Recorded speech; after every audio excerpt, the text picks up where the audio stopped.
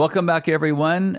Today I've got Danielle Meister with me from the Utah office who's going to help us with the 567 process. So thanks, Danielle. And what is the 567? Why do we do that? Thanks, Richard. We follow what we call our rules to sustained wealth, and the 567 is a process that we follow with each client that comes into the firm to make sure that no stone gets left unturned. Right. Right. So would you be good enough just to go ahead and share screen and show us kind of what you mean by that? And while she's doing it, I'm going to do my best to explain it, but she's going to make sure I don't say anything wrong. In the five, we're just going to prioritize it, right? There's only five things the money can do. Six is a position. There's only six places to put it. And then seven is our proprietary system to how to get them prepared. So if you could go ahead and make me sound a little bit better than that. Yeah, sure thing.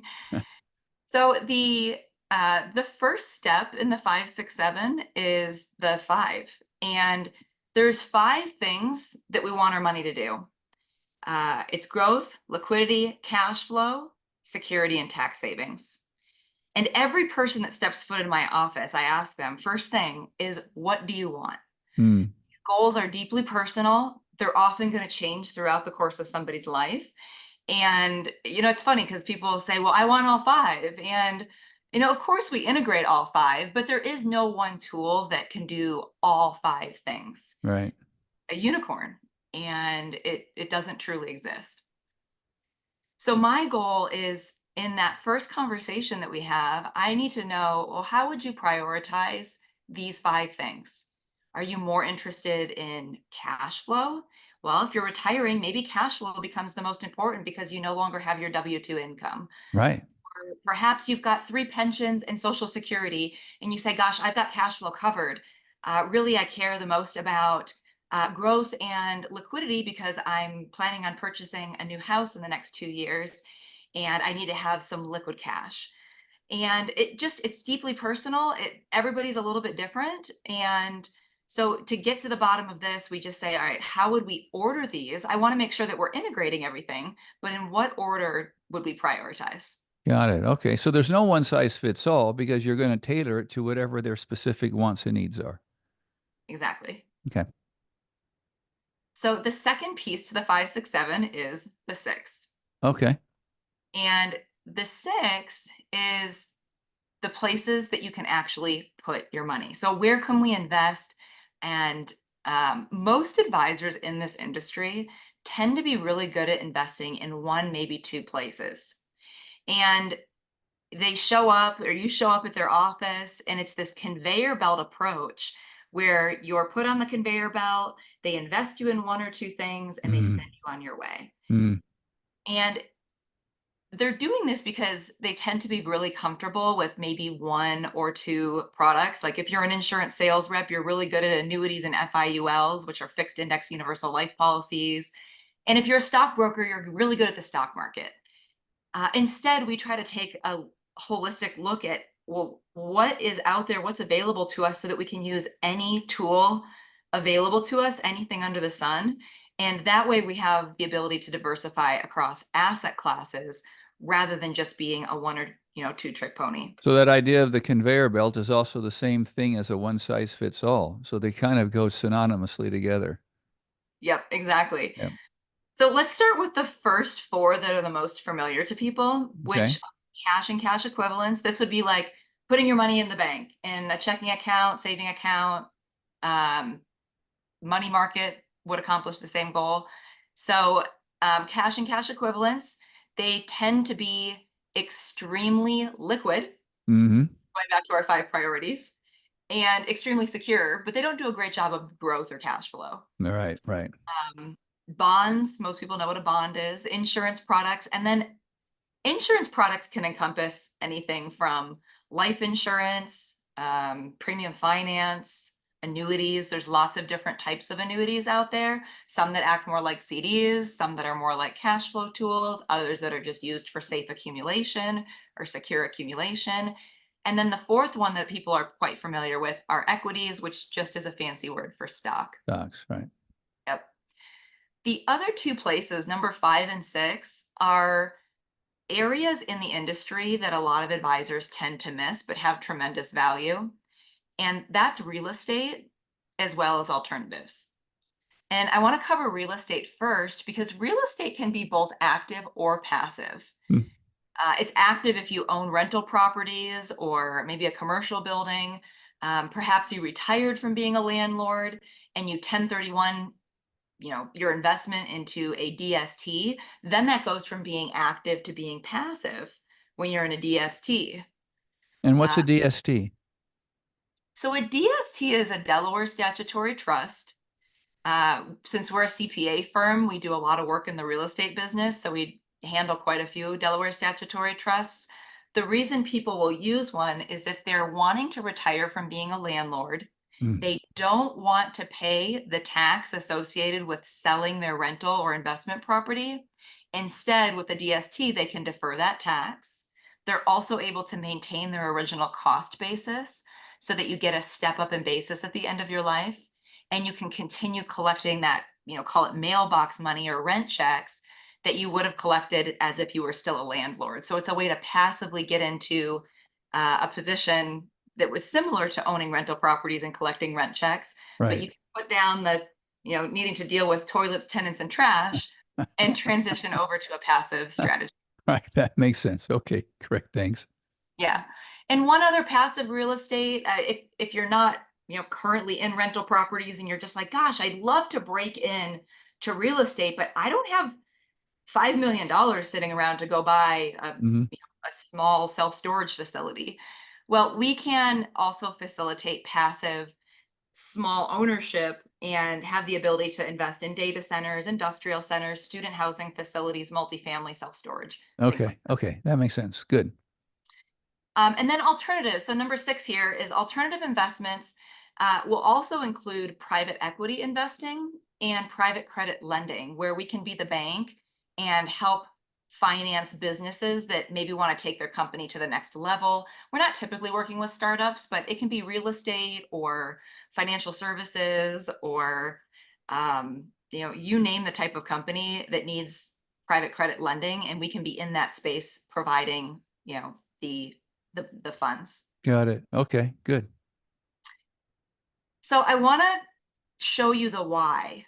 Okay, behind why in the world would we consider adding real estate, adding alternatives, private credit, private equity to a portfolio?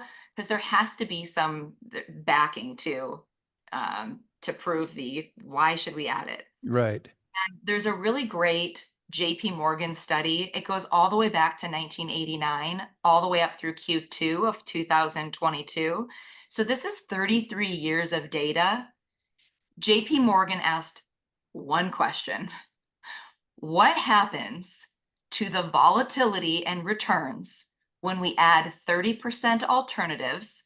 And in this case, they're including private equity, real estate, and private credit. What Okay. happens if we include those 3 alternatives to a portfolio? Okay.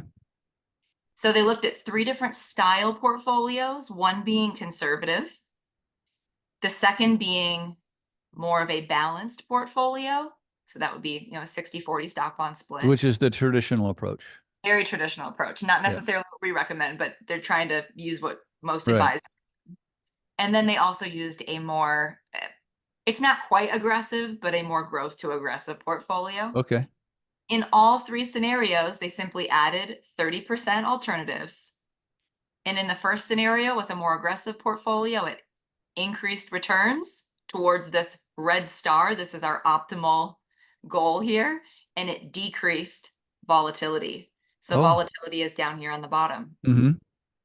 In the second scenario, it increased returns again and decreased volatility.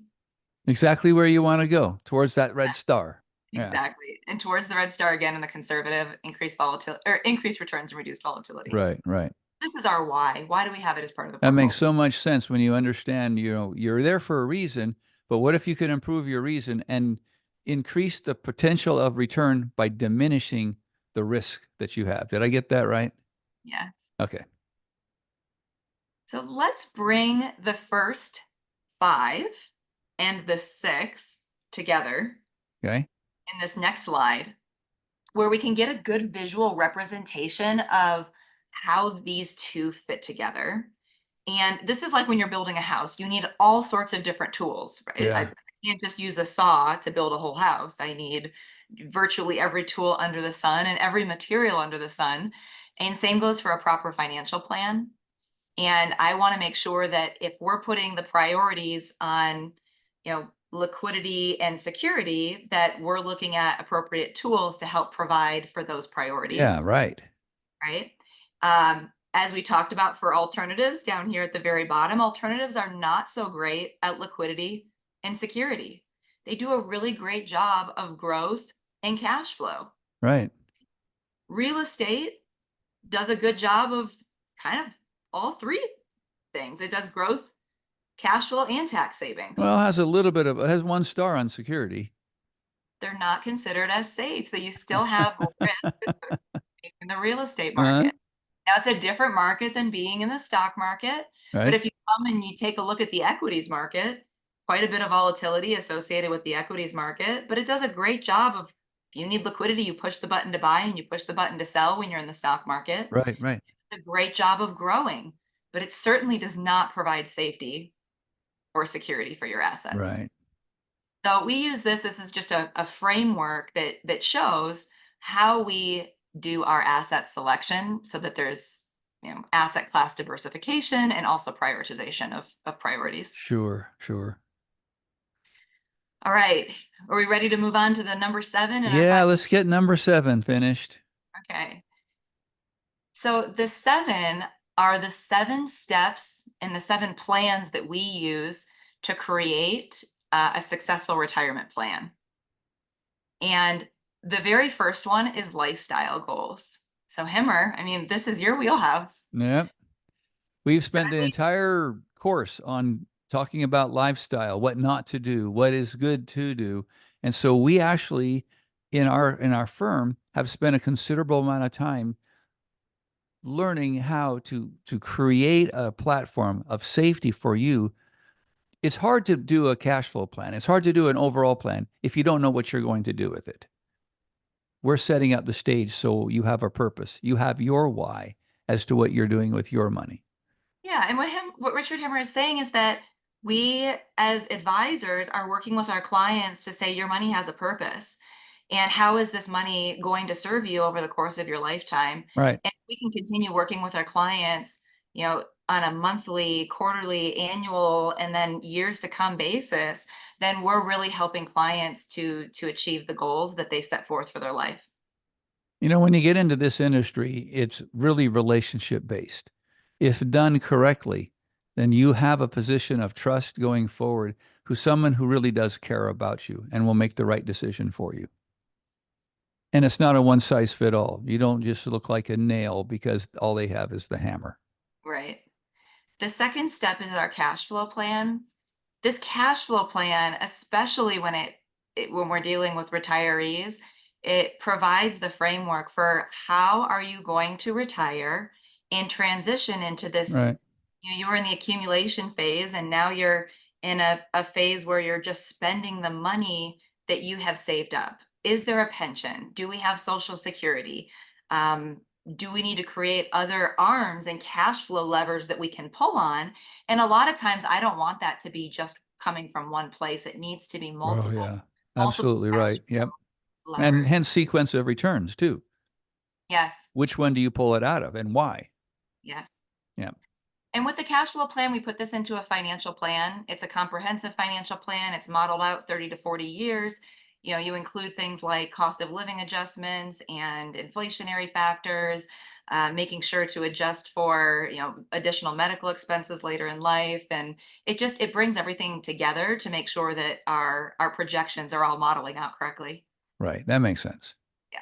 The next one, number 3, is our growth plan. The growth plan is how are we going to grow the money? We don't want this plan to be stagnant, and we need to make sure that we're, keeping up with inflation. And there are typically, with most clients, several different types of buckets within the plan that have different and varying levels of risk.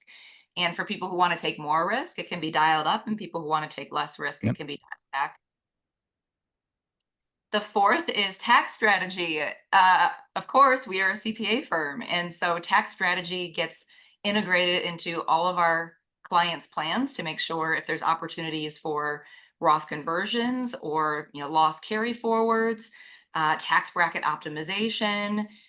We look at a lot of different ways that we can optimize taxes. If you're a business owner, perhaps we're taking a look at your corporate tax return and looking for opportunities to, handle distributions versus income differently. So tax strategy is huge.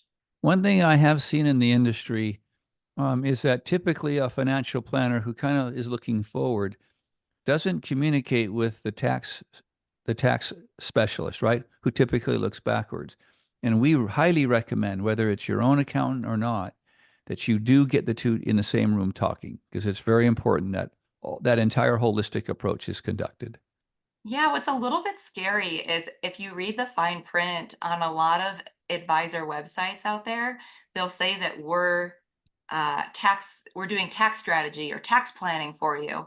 But then down in the fine print, it says that we cannot provide tax advice. And Yeah. so find out, are they legally able to provide the tax advice that they're providing? And if not, then like you said, you need to have the CPA talking to the advisor to make sure that it truly is Right. recommendation for you. Number five in the 7 steps is protection planning. This encompasses, what does it look like for healthcare? Do you have health insurance covered? Do you have an HSA plan, a health savings account? Do you want to utilize long-term care insurance, or do you want to self-fund? Making sure that we're discussing identity theft, et cetera, Mm. and making sure that our assets are being protected. Number 6 is gifting while living. A lot of different strategies here, donor advised funds, using qualified charitable distributions starting at age 70 and a half, maybe wanting to see the exchange of assets from parents to kids or grandkids via college funding, wanting to see it while you're still around, to see it enjoyed by the younger generation or by charities. So gifting is an important piece. And the last one is legacy, and making sure that we are having the ability to manage our assets from the grave. There's a number of important estate planning documents that we would want to have reviewed. We are not document drafters, but we work with document drafters, and Yeah. we know the language that we would want to see inside of those documents. We want to make sure that there's portability for doubling the estate tax exemptions. And if you became incapacitated, what are the steps for your loved ones in terms of decision making? So As those you're going, I questions. apologize for interrupting, but as you're going through this, I keep thinking, but there's so much more to number one. Oh, but there's so much more to number two. Oh, but there's so much we could talk about on number three. So I appreciate you're able to keeping it rather brief, but there is quite a bit to the story. So when we do this overall course and we talk about how not to retire, it's please be mindful that one aspect of what you're going to do is connect with an advisor. Are you getting an advisor who is looking at the big picture, or are you getting an advisor who can only do a limited scope approach on that overall process? So, oh, this is good. Yeah. Yeah, that just makes me think of our Madrona tree, and it shows the two firms coming together, Madrona Financial and Madrona CPAs, and Right. all of the different types of planning that we can do under one roof. And yeah, it's unique, it's different. So thank you so much, Danielle. I appreciate it. Excellent review of what we're covering there. And hopefully that helps you a lot as you move forward and you can connect this aspect of what we talked about with the other aspects of how not to retire, the problem finding versus problem solving, etc. So again, thank you all for listening and all the best. How do I stop it?